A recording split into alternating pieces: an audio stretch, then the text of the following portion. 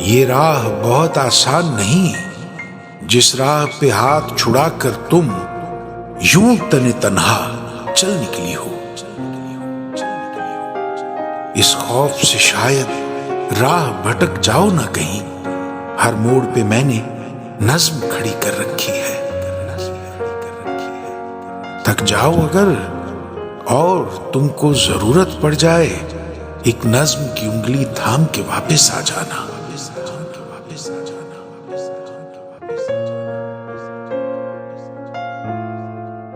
इस खौफ से शायद राह भटक जाओ ना कहीं, हर मोड़ पे मैंने नज्म खड़ी कर रखी है।